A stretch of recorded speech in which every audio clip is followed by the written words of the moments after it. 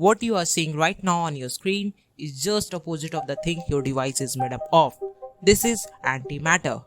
As the name suggests, it is opposite in terms of fundamental properties, or simply for every particle exist, there is an antiparticle exist which has same mass but opposite charges, including some properties with changes too.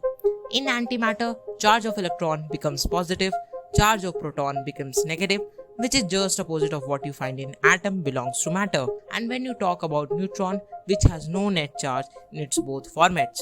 The more correct way to call electron, proton, neutron of antimatter is positron, antiproton, antineutron respectively.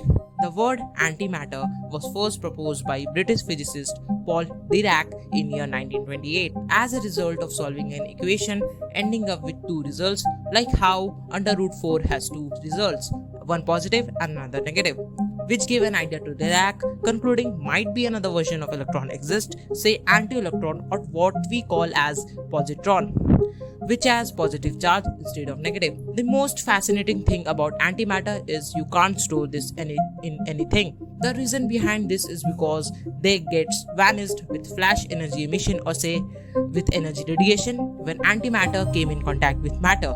Or scientific term for this is annihilation. Now you might be thinking, if it is so much dangerous, what happened if some of antimatter came on Earth?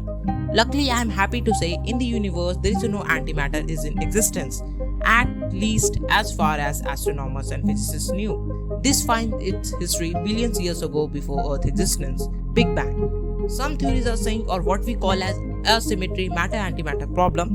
This says Big Bang should create matter and antimatter in equal amounts. But then the question arises, why not it gets annihilated? If I tell you the truth, we don't know what happened exactly. This is why laboratories like CERN, which is involved in particle physics, continuously working to solve these unsolved mysteries. CERN lab was successful in trapping antimatter for 16 minutes in year 2011 in magnetic fields. Far back to this year, they were also successful in making anti-hydrogen atoms.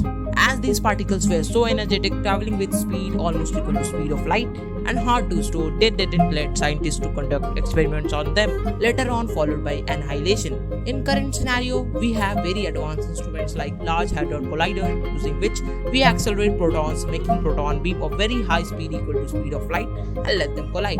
Later on detecting these collisions by detectors which are placed and meant for different observations. Some other instruments like antiproton deaccelerator, which is helping scientists to store antimatter. In present world, we have various things known about antimatter. Still, there are lots of unsolved problems for which many bright minds are working collectively to unveil those mysteries.